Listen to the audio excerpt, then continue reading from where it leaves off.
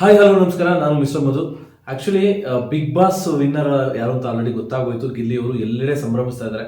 But ನಾವು ನಮ್ಮ advocate ಜೊತೆ ತುಂಬ ವಿಚಾರಗಳನ್ನ ಮಾತಾಡಿದ್ವಿ, ಕಾನೂನು ಸಲಹೆಯನ್ನು ತೊಗೊಂಡಿದ್ವಿ. ಆದರೆ ಈ ಎಂಟರ್ಟೈನ್ಮೆಂಟ್ ಫೀಲ್ಡಲ್ಲಿ ನೋಡ್ತಾರ, ಸೊ ಈ ಗಿಲ್ಲಿ ಗೆಲುವನ್ನು ಹೇಗೆ ವ್ಯಾಖ್ಯಾನಿಸ್ತಾರೆ. ಸೊ ನಮ್ಮ ಅಡ್ವೊಕೇಟ್ ಲೋಹಿತ್ ಹನುಮಾಪುರ ಅವರು ನಮ್ಮ ಜೊತೆ ಇದ್ದಾರೆ. ಸೊ ಅವ್ರನ್ನ ಕೇಳೋಣ ಬನ್ನಿ. ಸರ್ ನಮಸ್ತೆ. ಸರ್, ನಿಮ್ಮ ಜೊತೆ ತುಂಬ ವಿಚಾರಗಳನ್ನ ಹಂಚ್ಕೊಂಡಿದ್ವಿ, ಅಂದರೆ ಕಾನೂನಿಗೆ ಸಂಬಂಧಪಟ್ಟಂಥದ್ದು.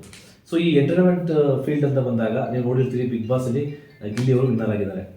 ಸೊ ಅದ್ರ ಬಗ್ಗೆ ಏನು ಹೇಳ್ತೀರಿ ಸರ್? ಈ ಶುಭ 2012-13 ಆಗಲ್ಲ, ಕಂಟಿನ್ಯೂಸ್ ಡೈಲಿ ಕುಂತ್ಕೊಂಡು ಬಿಗ್ ಬಾಸ್ ನೋಡ್ತಿದ್ವಿ ಸರ್. ಖಂಡಿತವಾಗ್ಲು first season, second season, third season ಕೆಲಸದ ಒತ್ತಡದ ಮೇಲೆ ಈಗ ನಿಜವಾಗ್ಲೂ ಯಾವಾಗ ನಡೆಯುತ್ತೆ, ಯಾವಾಗ ಬರುತ್ತೆ ಗೊತ್ತಾಗಲ್ಲ. ಬಟ್ ಮಕ್ಕಳು ಎಲ್ಲ ನೋಡ್ತಾ ಇರ್ತಾರೆ.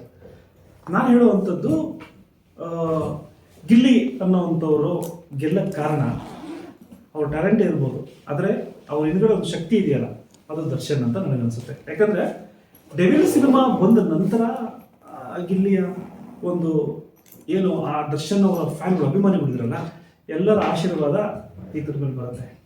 ಸೊ ಬಿಕಾಸ್ ಈ ವೈಬ್ ಇದೆಯಲ್ಲ, ನಾವು ಹೇಳಿದ್ನಲ್ಲ, ನಾನು ಫಸ್ಟ್ ಹೇಳಿದ, ನಾನು ನೋಡೇ ಇಲ್ಲ ಆಮೇಲೆ ನೋಡಿದೆ ಅಂತ ಹೇಳಿದ್ನಲ್ಲ ಸರ್. ಯಾಕೆ ನೋಡಿದ್ವಿ ಅಂದರೆ, ಸಡನ್ ಆಲ್ ಆಫ್ ಸಡನ್ ಯಾರೋ ಹೋಟ್ಲು ಮುಂದೆ ಹೋದ್ರು ಈ ಬೋರ್ಡು ದರ್ಶನ್ ಅವ್ರು ಅಂದಾಗ ಅವಾಗ ದೇ ವಿ ಸ್ಟಾರ್ಟೆಡ್ ಅನಲೈಸ್. ಈ ಥರ ಒಂದು ಕಾರ್ಯಕ್ರಮದಲ್ಲಿ ಬಿಗ್ ಬಾಸ್ ಈ ರೀತಿಯಲ್ಲಿ ಆಗಕ್ಕೆ ಸಾಧ್ಯವಿಲ್ಲ. It's only because of Darshan ಅವರ ಒಂದು ಕೃಪಾ ಕಟಾಕ್ಷನ, ಅಥವಾ ಅವ್ರಿಗೆ ಮಾತಾಡಿಲ್ಲ ಅಂದ್ರೂ ಕೂಡ ಅವ್ರ ವೈಬು, ಆ ಪವರ್ ಇದೆಯಲ್ಲ, ಆ ಶಕ್ತಿ ಒಂದು ಇವ್ ನಮ್ಮ ಅನ್ಕೊಂಡ್ರ ಅನ್ನೋದ್ರ ಎಲ್ಲೋ ಕಡೆ ಮೆಸೇಜ್ ಕೊಟ್ಟಂಗೆ ಆಯ್ತೇನೋ. ಹಾಗಾಗಿ ಗಿಲ್ಲಿ ಅಲಿಯಾಸ್ ನಟರಾಜ್ ಅವ್ರಿಗೆ ಈ ರೀತಿಯಾದ ಒಂದು ಗೆಲುವು ಮತ್ತೆ ಅಭಿಮಾನ. ಗೆಲುವು ಕಾಮನ್ ಸರ್, ಬಟ್ ಅಭಿಮಾನ ಬಂತಲ್ಲ, ಇಟ್ ಇಸ್ ಏನ್ರಿ 37 ಕೋಟಿ ಓಡಿಸೋದ್ರೆ ತಮಾಷೆನಾ ಸರ್? 37 ಕೋಟಿ ಹಿಂದಿನ ದಿನ, ಈಗ ಓವರ್ 55 ಕೋಟಿ ಮೀರಿದೆ. ತಮಾಷೆನಾ? Only because of Darshan fans. ಇಲ್ಲಾಂದ್ರೆ ಇವೆಲ್ಲ ಸಾಧ್ಯವೇ. ಇದೆಲ್ಲ ಮ್ಯಾಜಿಕ್ ಅಂದ್ರೆ ಅದರಿಂದನೇ ಸಾಧ್ಯ ಅನ್ನೋ ಅನಲೈಸ್ ನೋಡಿ ನೀವು. ಯಾವುದು ಕೂಡ ಹಾಕ್ದಿರೋಂಥದ್ದು ಆಲ್ ಆಫ್ ಸಡನ್ ಹಿಂಗ್ ಹಾಕ್ಬಿಡಕ್ಕೇನಲ್ಲ. ಗಿಲ್ಲಿನೂ ಕೂಡ ಗೆಲ್ತಾ ಇದ್ರು, ಬಟ್ ಈ ಐ ಡೋಂಟ್ ನೋ, ಅದು ಖಂಡಿತ ಇಲ್ಲ. ಈ ಮಟ್ಟಿನ ಗೆಲುವಿಗೆ ಅವ್ರ ಸಪೋರ್ಟ್ ಇಲ್ಲದ್ರೆ ಗೆಲ್ಲಕ್ಕೂ ಸರಿ ಆಗ್ತಿರಲಿಲ್ಲ. Because it was very tough. ಯಾಕೆಂದ್ರೆ ದರ್ಶನ್ ಅವರ ಅಭಿಮಾನಿಗಳೇ ಸರ್ ಗೆದ್ದಿರೋದು, ನನ್ನ ಹತ್ತಿರ ಒಪ್ಕೊಂತೀನಿ. ಎಲ್ಲರೂ ಟ್ಯಾಲೆಂಟೇ ಇದ್ರು, ಎಲ್ರಿಗೂ ಒಂಥರ ಟ್ಯಾಲೆಂಟೇ. ಅದು ಒಂದು ಆಟ, ಒಂದು ಎಂಟರ್ಟೈನ್ಮೆಂಟ್, ಒಂದು ಇದು ಮಾಡುವಂಥದ್ದು. ಅವ್ರಿಗೆ ಆದ ಒಂದು ಗ್ರಾಮೀಣ ಪ್ರತಿಭೆ ಸ್ಟೈಲ್ ಇದ್ರು ಕೂಡ ಆ ರೀತಿ ಎಷ್ಟೊಂದು ಜನ ಇದ್ರು. 12ನೇ ಸೀಸನ್ ಎಷ್ಟೋ ಜನ ಇದ್ರು. ಯಾಕೆ ಯಾರಿಗೂ ಕೂಡ ಈ ರೀತಿ ಅಲ್ಲ. ಮದ್ದೂರಲ್ಲಿ ಪೂರ್ತಿ ರೋಡ್ ಬ್ಲಾಕ್, ಆ ಒಂದು ಮೆರವಣಿಗೆ. ರಜತ್ ಅವರು ಮಂಡ್ಯದವರು ಏನೋ ತುಂಬಾ ಬಲಿಷ್ಠವಾಗಿರುವಂತವ್ರು, ಸೌಕರ್ಯರು, ಶ್ರೀಮಂತರು, ಯಾರಿಗೂ ಸಿಗ್ಲಿಲ್ಲ. ಇಡೀ 12ನೇ ಸೀಸನ್ ಯಾರಿಗೂ ಸಿಕ್ಕಿಲ್ಲ. ಆ ಒಂದು ಈ ಹುಡುಗರಿಗೆ ಸಿಕ್ಕಿರೋದು, ಗಿಲ್ಲಿಯವ್ರಿಗೆ ಸಿಕ್ಕಿರೋದ್ರಿಂದ ಖಂಡಿತವಾಗ್ಲೂ ದರ್ಶನ್ ಇದ್ದಾರೆ ಸರ್. ಇನ್ನೇನು ಇಲ್ಲ. ದರ್ಶನ್ ಫ್ಯಾನ್ಸ್, ದರ್ಶನ್ ಅವ್ರ ಫ್ಯಾನ್, ದರ್ಶನ್ ಅವರ ಅಭಿಮಾನಿಗಳು ಅಷ್ಟೇ. ಅವ್ರು ಹಿಂಗಂದ್ರೆ ನೋಡಿ, ಇದು ಇದೆ, ಅದಕ್ಕೆ ಹೇಳೋದು sir. It's not so simple. ನಾನು ನಿಜವಾಗ್ಲೂ ಹೇಳ್ತೀನಿ, ನಾನು ಇದನ್ನ ಈ ಗೆಲುವು ಮಾತ್ರ ಅವರಿಂದಾನೆ ಅನ್ನೋದು ನನ್ನ ಅಭಿಪ್ರಾಯ ಸರ್. ಅಂದ್ರೆ ನೀವ್ ಹೇಳ್ತಾ ಇದ್ರಿ, ಈಗ ದರ್ಶನ್ ಅವರ ಅಭಿಮಾನಿಗಳು ಒಂದು ಸಲ ಒಬ್ಬರನ್ನ ಗೆಲ್ಲಿಸ್ಬೇಕು ಅಂತ ಡಿಸೈಡ್ ಮಾಡಿದ್ರೆ ಮ್ಯಾಜಿಕ್ ಇದು. ಹೇಗೆಂದ್ರೆ ಅಂದ್ರೆ ನಾವು ಅನ್ಕೋತಿದ್ವಲ್ಲ, ದರ್ಶನ್ ಫ್ಯಾನ್ಸ್ ಹುಚ್ಚರು ಅಥವಾ ಇದು ಅಂತೀವಲ್ಲ, ಅಭಿಮಾನದ ಹುಚ್ಚು ಸರ್. ಆಮೇಲೆ ಅಭಿಮಾನ ಅನ್ನುವಂಥದ್ದು ಪದ ಇದೆಯಲ್ಲ, ಅದು ಬರೀ ಪದಕ್ಕೆ ಬಳಕೆ ಆಗಲ್ಲ. ನಾವು ಯಾರೋ ಒಬ್ರಿಗೆ ಅಭಿಮಾನಿಗಳಾಗಿರ್ತೀವಿ, ಯಾರೋ ಒಬ್ಬೊಬ್ರು ಅಭಿಮಾನಿಗಳಿರ್ತಾರೆ. ಬಟ್ ಇದಿದೆಯಲ್ಲ, ಈ ಒಂದು ದರ್ಶನ್ ಅವ್ರ ಅಭಿಮಾನಿಗಳಿದಾರಲ್ಲ, they will create tremendous magic. ನೀವು IT ಸೆಕ್ಟರ್ಸ್ ಇಂದ ಹಿಡಿದು HR ಲೆವೆಲ್ ಇಂದ ಹಿಡಿದು ಒಂದು ಗಾಳಿ ಕೆಲಸ ಮಾಡೋ ತನಕ ಅವ್ರ ಅಭಿಮಾನಿಗಳಿದ್ದಾರೆ. Don't think that it is only of ಯಾರೋ ಗಾರೆ ಕೆಲಸ ಮಾಡ್ತಾರೆ ಅಥವಾ ಹುಡುಗರು ಅನ್ಕೊಂಡ್ಬಿಡಿ. ನನ್ನ ಪ್ರಕಾರ ನಾನು ಐಷಾರಾಮಿ ಒಟ್ಟು ಕುಡಿದ ಕಾಫಿ ಕುಡಿಯೋಕೆ ಅಥವಾ ಮೀಟಿಂಗ್ ಎಲ್ಲ ಹೋದಾಗ ಅಲ್ಲೂ ಕೂಡ ದರ್ಶನ್ ಫ್ಯಾನ್ ನೋಡಿದ್ದೀನಿ. ಮಿಲಿಯನ್ ಗಟ್ಟಲೆ, ಕೋಟ್ಯಾಂತರ ರೂಪಾಯಿ ಜನ ದುಡ್ಡಿರುವಂಥವ್ರು ಕೂಡ ದರ್ಶನ್ ಫ್ಯಾನ್ಸ್ ನೋಡಿದ್ದೀನಿ. ಸೊ ಅಭಿಮಾನ ಅನ್ನುವಂಥದ್ದು ನನಗೆ ಅದು ಒಂದು ಶಾಕ್. ಅದು ಅಂದರೆ ಹೌ ಫಾರ್ ಈ ರೀತಿ ಒಬ್ಬ ವ್ಯಕ್ತಿಯನ್ನ ಈ ತರ ಒಂದು ಬೆರೆಸೋದು, ಅದು ದರ್ಶನ್ ಅಭಿಮಾನಿಗಳಿಗೆ ಒಬ್ರಿಗೆ ಸಾಧ್ಯ, ಬಿಟ್ಟು ಇನ್ನು ಯಾರ ಕೈಲೂ ಸಾಧ್ಯವೇ ಇಲ್ಲ ಸರ್. ಈಗ ನೋಡಿ, ಇಲ್ಲಿ ಟ್ಯಾಟೂನ್ ಹೇಗೆ ಹಾಕೊಂಡಿದ್ದಾರೆ ಅಂದ್ರೆ, ಒಬ್ಬ ನಟನ ಸೂಪರ್ ಸ್ಟಾರ್ ಒಂದು 5-10 ಸಿನಿಮಾ ಮಾಡಿ ಸೂಪರ್ ಸ್ಟಾರ್ ಆಗಿರ್ತಲ್ಲ, ಅವರು ಟ್ಯಾಟೂಗಳು ಹಾಕ್ಸ್ಕೊಂಡ ರೀತಿಯಲ್ಲಿ ಅದೃಷ್ಟವಂತ ಗಿಲ್ಲಿ ಅಲಿಯಾಸ್ ನಟರಾಜ್ ಅವರು ಅದೃಷ್ಟವಂತರು.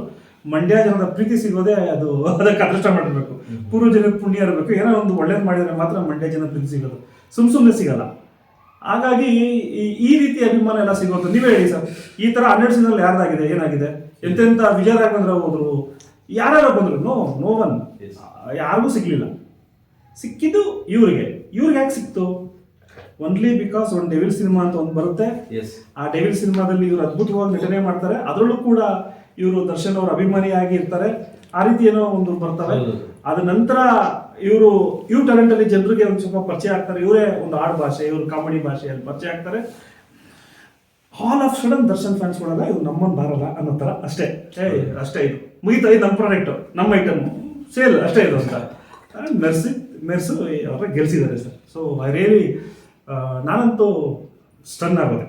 ಯಾಕಂದ್ರೆ ಈ ರೀತಿಯಾದ ಗೆಲುವು ಸರ್ 4 ಜನ ಸೇರಲ್ಲ ನಿಮಗೆ. ಹೌದು, ನೀವೇನೇ ಸಾಧನೆ ಮಾಡಿ, ಕರೆಕ್ಟ್. ನೀವೇನೇ ಸಾಧನೆ ಮಾಡಿ 10 ಜನ ಸೇರಲ್ಲ ನಿಮಗೆ. ನಿಮ್ಮ ಬಗ್ಗೆ ಬಾಯಿ ಬಿಟ್ಟು ಮಾತಾಡಲ್ಲ. ಅದ್ರಲ್ಲೂ ಸಂಬಂಧಿಕರುಗಳಂತೂ ನೀವು ಒಳ್ಳೆ ಕೆಲಸ ಮಾಡಿದ್ರಂತೂ ಅವ್ರು ಗೊತ್ತಿರೋದಂಗೆ ಇರ್ತಾರೆ. ಹೌದು. ಅಂಥದ್ರಲ್ಲಿ ಯಾರೋ 100 ಜನ ಟ್ಯಾಟೋ ಹಾಕ್ಸ್ಕೊಂತಾರೆ, ಯಾರೋ ಕರ್ಕೊಂಡೋಗಿ ಕಾರಲ್ಲಿ ಹಾರ ಹಾಕ್ತಾರೆ, ಮೆರವಣಿಗೆ ಮಾಡ್ತಾರೆ, ಅಣ್ಣ ಅಂತ ಕರೀತಾರೆ, ಕಾಯ್ದು ನಿಂತ್ಕೊಂಡು ನೋಡ್ತಾರೆ ಅಂದರೆ ಸುಲಭವಾದ ಪ್ರಶ್ನೆ ಅಲ್ಲ. ಅದು only from Darshan of fan. So hands off sir, no words. ನೀವೇನು ಪ್ರಶ್ನೆ ಹೇಳಿದ್ರು ನನ್ನ ಉತ್ತರ ಅಷ್ಟೇ, it's only about by Darshan sir. ಅಂದ್ರೆ ದರ್ಶನ್ ಅಭಿಮಾನಿಗಳಿಗೆ ಆ ಶಕ್ತಿ ಇದೆ ಅಂತ ಖಂಡಿತವಾಗಿದೆ sir. It's a magic sir. ನಾನು ಹೇಳ್ತಿಲ್ವಾ, ನಾವು ಕೂಡ ರಾಜಕೀಯದಲ್ಲಿ ನಿಜವಾದ ಮಾಡೋದು. ನಾವು ರಾಜಕೀಯದಲ್ಲಿ 10 ಜನ ಸೇರ್ಸಕ್ಕಾಗಲ್ಲ, 20 ಜನ ಸೇರ್ಸಕ್ಕಾಗಲ್ಲ, ಹೌದು, ಒಬ್ಬರನ್ನ ಕನ್ವಿನ್ಸ್ ಮಾಡೋಕ್ಕಾಗಲ್ಲ. Yes, correct. ಒಬ್ಬ ವ್ಯಕ್ತಿ ಜೈಲು ಹೋಗಿದ್ದಾನೆ ಅಂದ್ರೆ ಅಷ್ಟು ಜನ ಬಂದು ನಿಂತ್ಕೊಳ್ಳುವಂಥದ್ದಾಗಲಿ, ಹೌದು, ಪೊಲೀಸರು ಕೊಟ್ಟೆ ಒದೆ ತಿನ್ನೋಂಥದ್ದು, ಲಾಠಿ ಆಮೇಲೆ ಆ ಕಟೌಟಿಗೆ ತಿರೋ ರಿಲೀಸ್ ಆದಾಗ ವಸೂಲ್ ಮಾಡೋದಾಗ್ಲಿ, ಯಾರು ದುಡ್ಡು ಕರೆಸ್ತಾ ಇಲ್ಲ, ಅವರೇ. ಸೊ ಏನಕ್ಕೆ ಅಂದರೆ ಅದು ಒಂದು ಅಭಿಮಾನ ಹುಚ್ಚು ಬಂದ್ಬಿಡುತ್ತಲ್ಲ. ಅದು ಏನು ಸ್ಟೈಲು ಅಂದರೆ ಒಂದು ನಿಯತ್ತು, ಸ್ಯಾಕ್ರಿಫೈಸು, ಬರೆಯೋದಿರ್ಬೋದು, ಇವೆಲ್ಲರ ಒಂದು ಕೂಡಿಕರಿಸಿರುವಂಥದ್ದು. ಸರ್ ನಾನು ಹೇಳ್ತಿಲ್ವಾ, ಮಲ್ಟಿ ನ್ಯಾಷನಲ್ ಕಂಪ್ನಿಯ ಓನರ್ಗಳು ಕೂಡ ದರ್ಶನ್ ಅಭಿಮಾನಿಗಳಿದ್ದಾರೆ ಸರ್.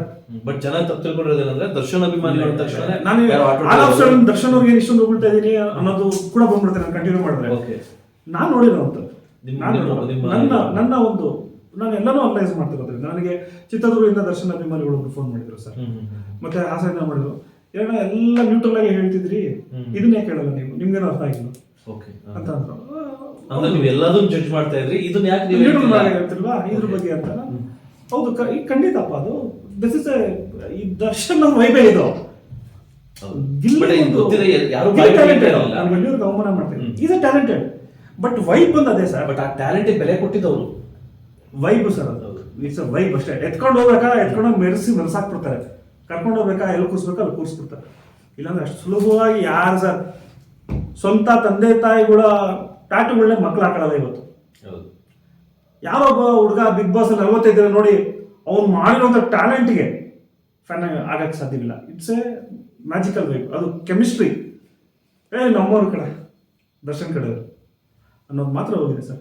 ದಯವಿಟ್ಟು ನಾನು ಪ್ರಶ್ನೆ ಜಾಸ್ತಿ ಕೇಳಕ್ಕೆ ಹೋಗ್ಬೇಡಿ, ಇದು ಇಷ್ಟೇ ಉತ್ತರ ನನಗೆ.